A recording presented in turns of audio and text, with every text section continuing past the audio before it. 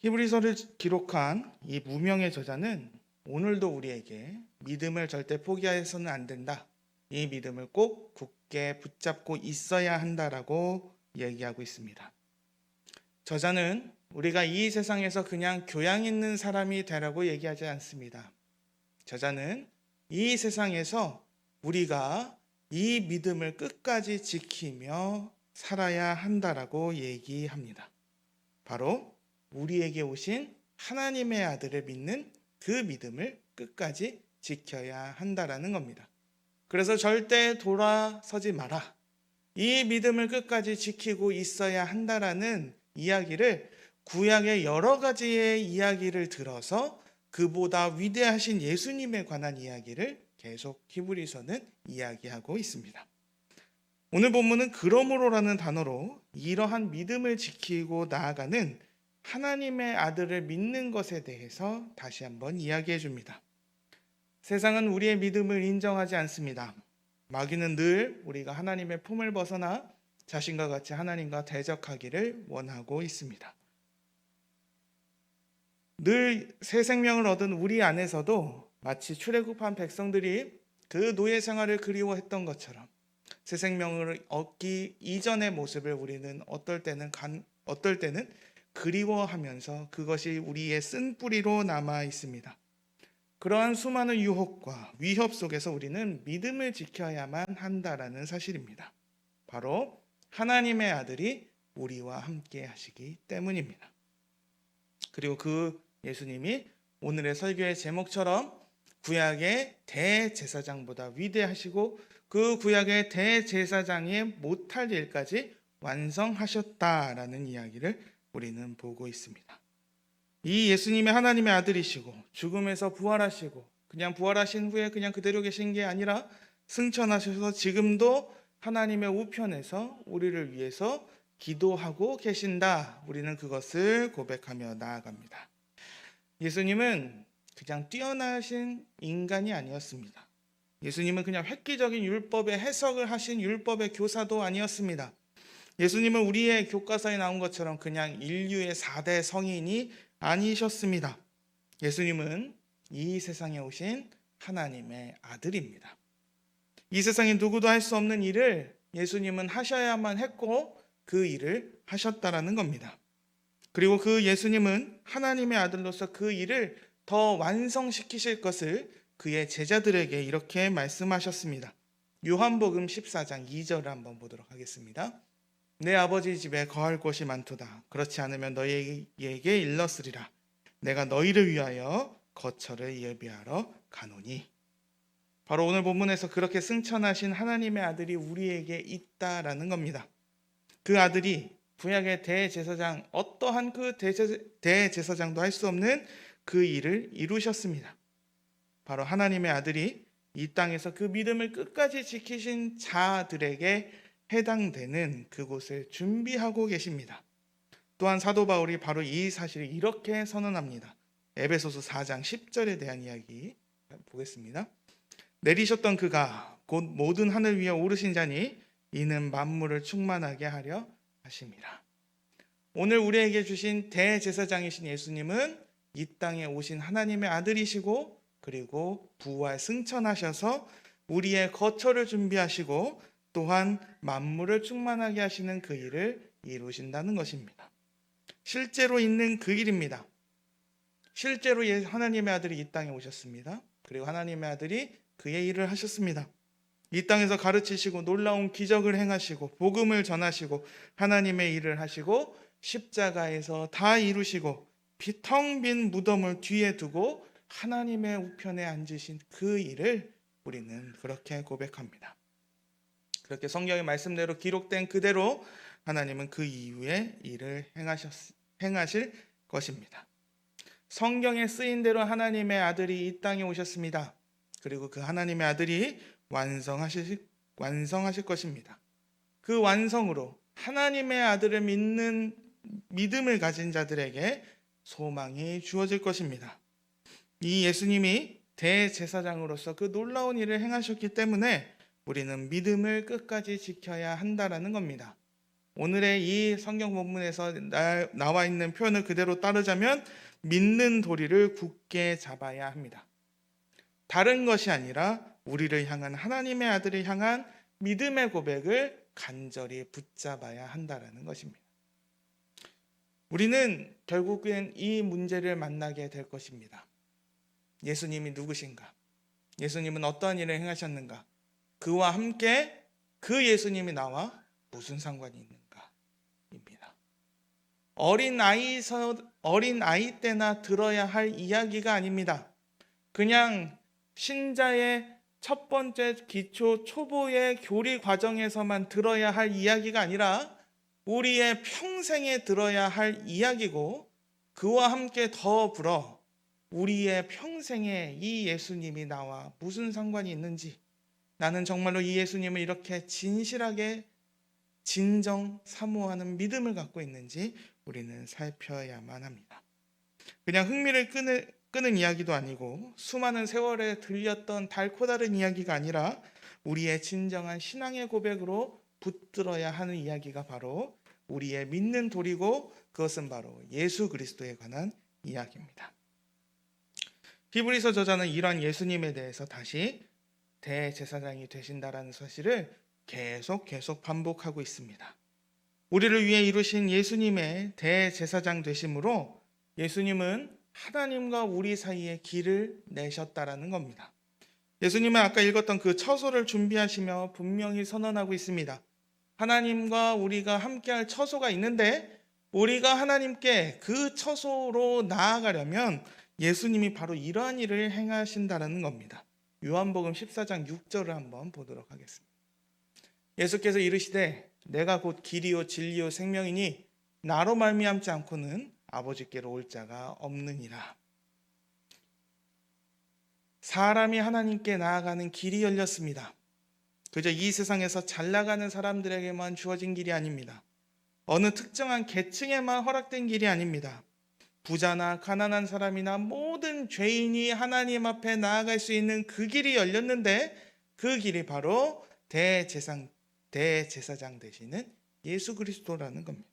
이 땅에 오신 하나님의 아들 예수님밖에 그 길이 없다라는 겁니다. 그렇게 오신 하나님의 아들이 이 땅에 오셨는데 로마나 예루살렘의 왕궁에서 태어나지 않으셨습니다. 예수님은 이 땅에 완전한 성인의 모습으로 그냥 강림하신 것이 아니라 부모의 손길이 필요한 아이의 모습으로 성경의 예언대로 누구도 주목하지 않았던 베들레헴이라는 곳의 작은 동네에 누울 곳이 없어서 동물의 구유 속에 몸을 누이셔야만 했습니다. 그리고 이렇게 오신 예수님은 이 땅에서 대접만 받으신 것이 아니었습니다.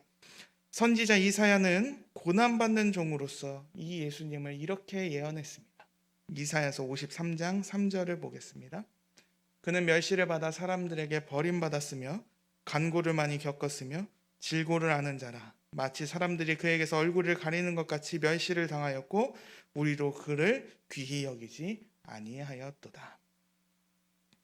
그러므로 이 땅에 오신 하나님의 아들이 그 어린아이의 모습으로, 그리고 누구도 알지 못하는 그런 곳에 오신 그 이유는 바로 하나님의 아들이 우리를 누구보다 더 잘 아시는 분이셨기 때문입니다. 그 일을 맡으셨기 때문입니다. 수많은 사람들이 예수님의 눈앞에 봤을 때, 예수님의 시선으로 그들을 보았을 때 그들은 연약함 그 자체였고 부족함 그 자체였습니다. 누구도 예수님 앞에 당당히 서서 예수님 앞에 그것을 요구할 수 없었습니다. 그 연약함을 우리는 볼 수 있습니다. 예수님의 제자들은 예수님이 잡히자 다 도망갔습니다. 그 제자 중에 하나는 예수님을 배반해서 팔았던 사람이고, 그 중에 하나는 예수님을 욕하고 돌아섰습니다. 예수님의 부활을 예수님의 제자들은 믿지도 않았습니다. 우리 목사님께서 지난번에 설교하셨지만 예수님의 고침을 받았던 10명의 사람들이 있었는데 그 중에 감사를 표현한 사람은 딱 한 명이었습니다. 예수님의 오병이어 기적을 수많은 사람들이 같이 누리고 같이 기뻐했습니다. 그런데 예수님이 그들이 예수님을 왕으로 섬기려고 하는 것을 거부하시고 하나님의 말씀을 전하자 수많은 사람들이 예수님에게 실망하여 그 자리를 떠났습니다. 예수님이 예루살렘에 입성하실 때에 수많은 사람들이 예수님을 향하여 호산나를 외치며 예수님을 영접했습니다. 그러나 시간이 흐르자 또 다른 수많은 목소리들이 예수님을 십자가에 달아야 한다라고 외치기 시작합니다. 그러나 예수님은 그들에게 분노하지 않으셨습니다. 오히려 십자가에서 그들을 두둔하셨습니다. 예수님은 부활하신 후에 제자들에게 가셔서 그들을 벌하지 않으셨습니다. 물론 제자들이 부활에 대한 믿음이 없는 것을 지적은 하셨습니다만 예수님은 자신의 제자들을 위한 직접 식사도 준비하시고 자신의 양을 부탁하시는 말씀도 하셨습니다. 그렇습니다. 우리의 연약함, 그들의 연약함, 모든 인간의 연약함을 예수님은 모른 척하지 않으시고 그들을 아시고 하나님의 백성으로 살아가지 못하는 우리의 지금의 모습 속에서도 하나님의 아들은 우리를 긍휼히 여기시고 우리를 불쌍히 여기시고 그 안에서 하나님의 일을 행하신다는 것입니다. 하나님의 아들은 이 땅에 공생의 사역을 하시면서 자신의 백성들을 아셨습니다. 그들의 약함을, 그들의 부족함을 예수님은 이상히 여기지 않으셨습니다. 끝내 돌이키지 않음으로 멸망당한 예루살렘 성을 향하여서 예수님은 심지어 눈물을 보이시기도 하셨습니다. 그러한 예수님이 바로 우리와 똑같은 시험을 당하셨다라고 오늘 본문은 이야기합니다. 아담과 하와는 사단의 시험에 실패했습니다. 그들은 하나님의 최고의 피조물이었지만 하나님의 말씀을 거부했습니다. 그들은 하나님이 아닌 자신의 기준을 내세우면서 하나님의 명령을 어겼습니다.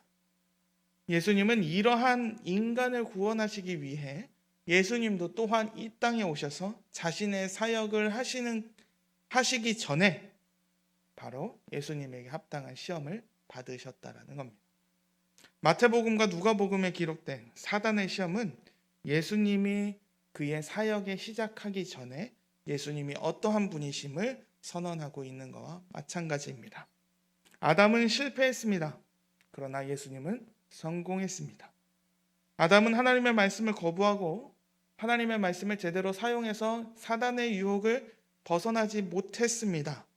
그러나 예수님은 하나님의 말씀으로 사단을 물러나게 하셨다라는 겁니다. 이러한 예수님은 우리와 같은 모습으로 이 땅에 오셔서 인간과 같은 인생을 사셨지만 그럼에도 오늘의 또 성경은 우리와 중요한 차이가 있음을 고백합니다. 바로 죄가 없으셨다라는 겁니다. 이러한 일을 사도 베드로와 사도 요한이 그의 서신서에서 이렇게 고백했습니다.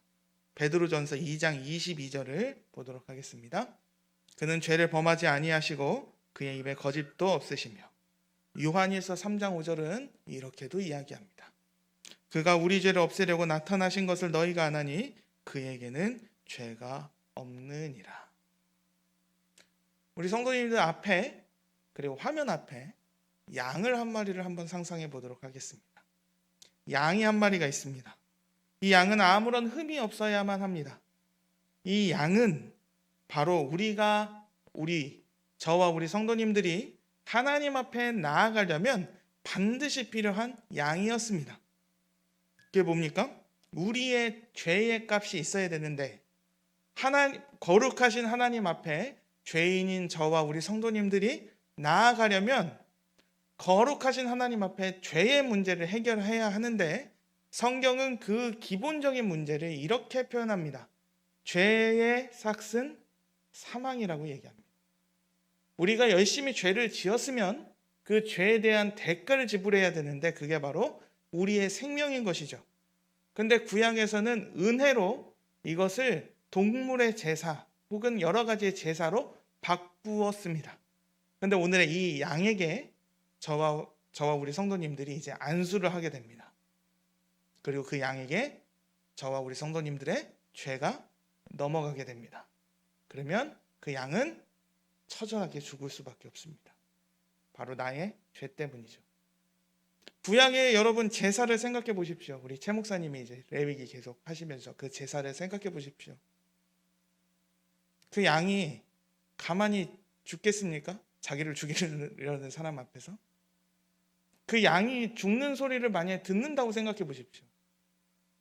얼마나 끔찍한 일이겠습니까? 그리고 그 양을 다 조각조각 내서 물론 나누어서 먹는 것도 있지만 그 양을 재가 될 때까지 태워야 합니다. 그 비명, 그 벗기는 피 냄새, 그리고 그 재가 되는 그 냄새, 그 모든 것이 무엇을 얘기해 줍니까? 죄는 나의 생명을 요구한다라는 겁니다.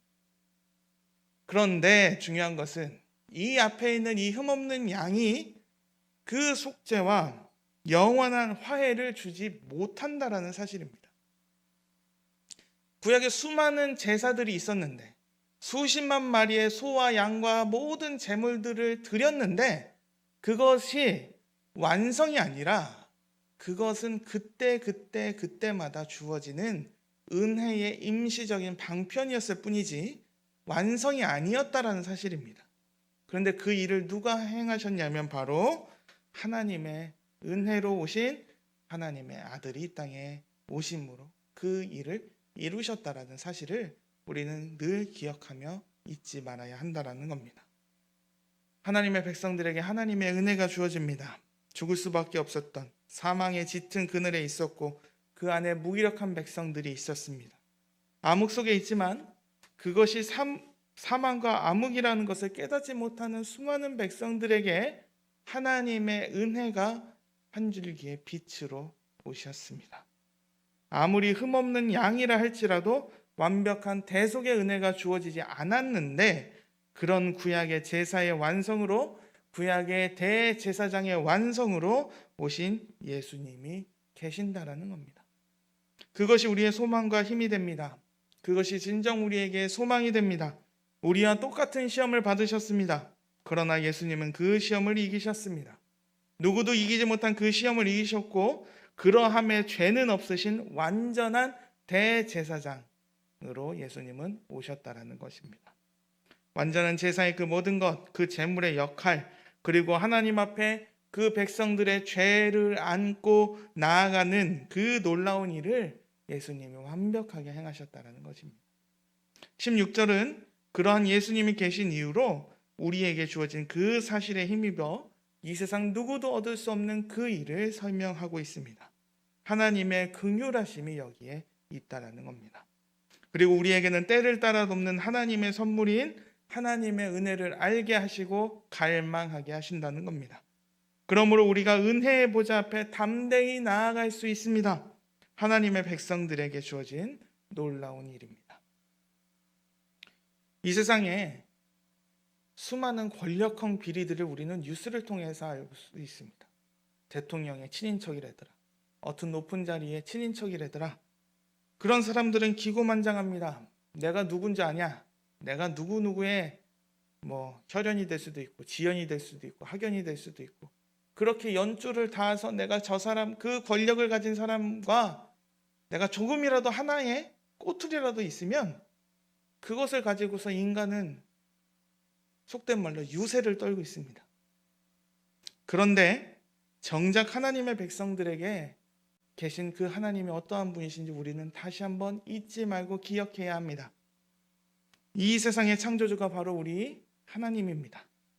하나님의 말씀으로 눈에 보이는 모든 세계와 눈에 보이지 않는 영적인 모든 세계의 주인은 우리를 끝까지 사랑하신 하나님밖에 없습니다. 그 하나님이 바로 우리 하나님입니다. 그 하나님이 사랑하시는 백성들에게 오늘 은혜를 주셨는데 바로 그들이 하나님의 계신 보좌 앞으로 나아갈 수 있다라는 사실입니다. 그 누구도 상상할 수 없었던 그 위엄의 하나님의 자리에 우리가 조금이나마 들어갈 수 있는 은혜가 주어졌다는 사실입니다. 하나님의 백성들에게 주어진 은혜입니다. 살아계신 하나님이 주신 은혜입니다. 하나님의 위엄에 우리는 경외함으로 나아가야 하고 또한 그 나아가는 길이 되신 예수 그리스도를 잊지 않고 예수 그리스도의 이름으로 우리는 기도하며 나아갑니다. 그게 바로 우리에게 주신 하나님의 은혜라는 것입니다. 이 땅에 오신 하나님의 아들이 실제로 이루신 그 일이 우리의 믿음의 근거가 된다라는 사실입니다. 제가 히브리서의 말씀을 나누면서도 전에도 제일 첫 번째 말씀을 드렸습니다. 우리가 믿습니다. 우리가 이것을 믿습니다라고 고백을 하지만 그 고백의 제일 중요한 것은 내가 믿습니다라는 나의 고백에 앞서서 나의 믿음을 이루시는 하나님의 놀라운 일이 있음을 인정하고 고백하는 것입니다. 우리의 상상과 우리의 마음대로 이루어진 일이 아닙니다. 하나님과 우리가 협의해서 하나님 여기까지만 해주시면 제가 이렇게 하겠습니다라고 협의를 해서 이루어진 일이 아닙니다. 하나님이 우리를 먼저 하시고 끝까지 사랑하시고 그 은혜를 주신 길입니다. 그리고 이 길은 절대 무너지지도 않고 흔들리지도 않는 길입니다. 사도 바울은 이 이야기를 에베소서 3장 12절에서 이렇게 선언합니다. 우리가 그 안에서 그를 믿음으로 말미암아 담대함과 확신을 가지고 하나님께 나아감을 얻느니라. 그러므로 우리가 하나님이 주신 모든 것을 안고서 하나님 앞에 나아갈 수 있습니다. 이 험한 세상에 우리는 믿음을 가짐으로 그 믿음의 사투를 벌이면서 살아갑니다. 이 편지를 처음 받았던 로마 시대에 살았던 이 성도들은 모든 세상이 그들을 향해 죽이려고 달려드는 상황 속에서도 이 믿음을 지켜야만 했습니다. 그 안에서 이전의 유대교의 그릇된 율법주의의 상황 속에서 돌아가려는 유혹들이 그들에게 쏟아졌지만 이 믿음을 지키면서 나아가고자 했습니다. 우리 또한 이 상황 속에서 흔히 말하는 고통의 바다 가운데서 우리는 이 믿음을 지키려고 하는 수많은 노력 속에 살아가지만 그 믿음을 지키고 그 믿음을 누리며 나아가는 하나님 앞에 나아갈 수 있는 은혜가 바로 주님의 귀한 성도님들에게 주어졌다는 사실입니다. 우리에게는 예수님이 있습니다. 성경이 증거하고 미리 예언한 그대로 이루신 하나님의 아들이 있습니다. 히브리서 표현을 따르자면 천사보다 위대하시고 모세보다 위대하시고 여호수아가 줄 수 없었던 안식을 이루시는 구약의 대제사장들 누구도 할 수 없었던 그 일을 행하신 하나님의 아들이 우리에게 있다는 사실입니다. 이러한 예수님을 히브리서 저자는 다시 이렇게 선언합니다. 그것이 바로 진정 우리에게 이렇게 은혜를 줍니다. 히브리서 7장 25절 우리 한번 다 같이 한번 읽어보겠습니다. 시작. 그러므로 자기를 힘입어 하나님께 나아가는 자들을 온전히 구원하실 수 있으니 이는 그가 항상 살아계셔서 그들을 위하여 간구하십니다. 우리가 담대함으로 나아갈 수 있죠. 그 담대함으로 나아가는 그 와중에 예수님이 우리를 모른 척하지 않으시고 예수님은 그렇게 나오는 자들을 위해 지금도 간구하고 계신다는 겁니다. 오늘 본문 히브리서 4장 말미서부터 히브리서 10장에 이르기까지 히브리서는 우리에게 예수님이 대제사장이 되신 것이 얼마나 성도들에게 큰 소망과 기쁨과 얼마나 큰 은혜가 되는지를 늘 그렇게 설명하고 있습니다. 당장 우리의 슬픔과 고통 속에 우리는 살아가지만 예수님은 저 위에서 그냥 너는 너대로 살고 나는 나대로 살자라고 그렇게 살아가는 것이 아니라 우리를 충분히 이해하시고 긍휼하시는 그리고 우리를 위해 기도하시는 놀라운 일이 우리에게 주어진다는 사실입니다. 하나님의 아들이 이 땅에 오셔서 이루신 그 일의 완성이 그렇게 점점 이루어지고 있다는 겁니다. 이 예수님이 길이 되심으로 하나님께 나아가는 그 큰 은혜가 진정한 소망이 됩니다. 우리에게 놀라운 일이 됩니다. 구약의 수많은 백성들이 간구하고 그렇게 말했던 그 놀라운 일을 우리는 경험한 사람들입니다. 우리가 하나님 앞에 나아갈 수 있다는 사실입니다. 우리는 그냥 이제는 예루살렘 성전 같은 곳으로 향해서 나아갈 필요가 없습니다. 하나님의 사랑과 구원의 놀라운 계획으로 주신 하나님의 교회로 우리는 모여야 하지만 우리는 굳이 하나의 장소로 모든 성도들이 다 모여야 할 이유도 없고 그러한 근거도 없습니다. 하나님이 핏값을 주고 산 이 교회에 우리는 눈물로 한숨만 가지고 나와온다 할지라도 우리는 하나님의 보좌 앞으로 나아갈 수 있는 은혜를 받은 사람들입니다. 그것이 바로 하나님이 우리에게 주신 하나님의 대제사장, 하나님의 아들이 우리에게 오신 그 일, 그 은혜의 결과입니다. 그것이 바로 우리의 믿음의 근거가 됩니다. 그것이 진정 우리에게 소망이 됩니다. 이것이 우리 세상에 믿음을 가지고 나아가는 백성들에게 주시는 놀라운 은혜입니다. 이 세상에 주는 슬픔이 있습니다. 이 세상을 지나가는데 우리는 마냥 포장이 잘 된 도로를 향해서만 나아가지 않습니다. 우리를 억누르는 우리의 힘으로 저항할 수 없는 수많은 파도들이 우리를 향해 밀어 닥칠 것입니다.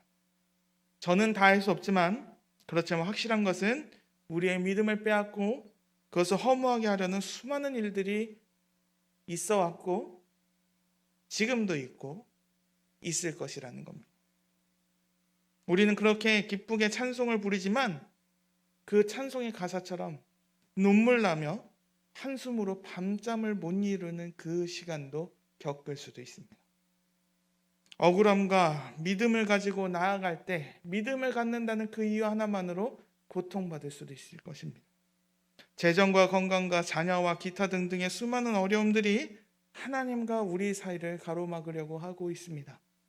마치 예루살렘을 포위한 아수르의 군대 장관이 고함을 치는 것처럼 골리앗이 이스라엘의 하나님을 욕하는 것처럼 하나님을 찾고 하나님 앞에 나아가는 것이 그게 무슨 은혜고 그게 무슨 방법이고 그게 우리와 무슨 상관이 있냐며 아무것도 아니라고 우리를 둘러싸고 있는 세상과 하나님을 믿지 않는 사람들은 우리를 향해 그렇게 불화살을 쏟듯이 쏟아내고 있습니다. 그러나 그럴 때일수록 우리는 이 길을 떠나지 말아야 한다는 겁니다.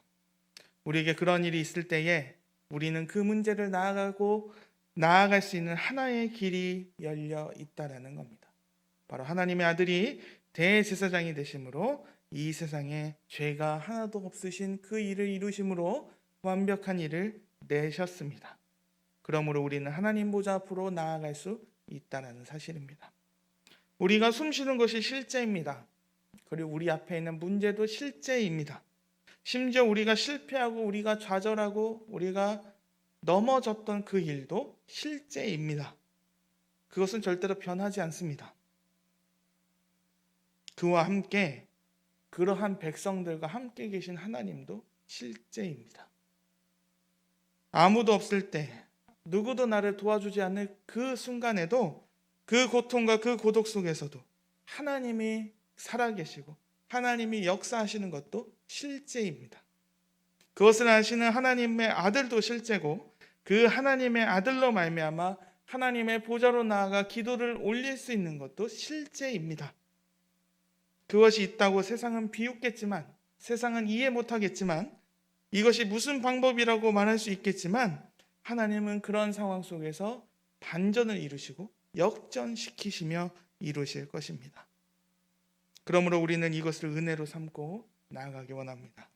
제일 먼저 아뢰 수 있고 나아갈 수 있는 그 은혜가 주어진 것을 가지고서 이 세상을 나아갑니다. 그것을 지난주까지 우리 중고등부 학생들에게는 지혜라고 가르쳤습니다. 그리고 이 괴로운 세상을 지날 수 있는 힘이 됩니다.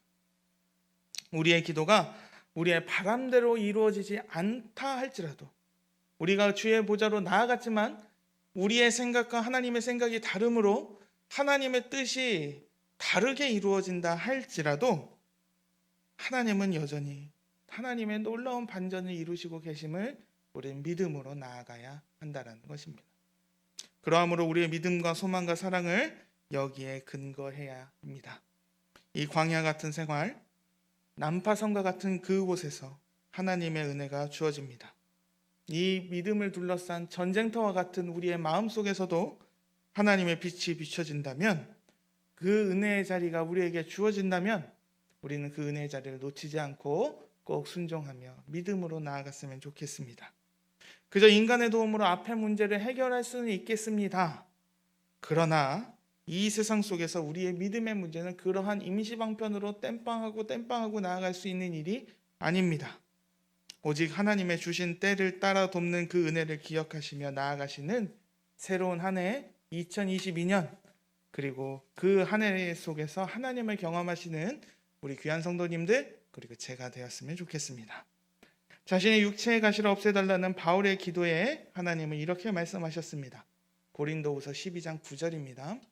나에게 이르시기를 내 은혜가 내게 족하도다. 이는 내 능력이 약한 데서 운전하여짐이라 하신지라. 그러므로 도리어 크게 기뻐함으로 나의 여러 약한 것들에 대하여 자랑하리니 이는 그리스도의 능력이 내게 머물게 하려 함이라. 아멘. 그리고 오늘 히브리서 기자는 다시 이렇게 선언합니다. 15절 16절입니다. 우리에게 있는 대제사장은 우리의 연약함을 동정하지 못하신 이가 아니요 모든 일에 우리와 똑같이 시험을 받으신 이로되 죄는 없으시니라. 그러므로 우리는 긍휼하심을 받고 때를 따라 돕는 은혜를 얻기 위하여 은혜의 보좌 앞에 담대히 나아갈 것이니라. 아멘. 기도하며 나아가도록 하겠습니다.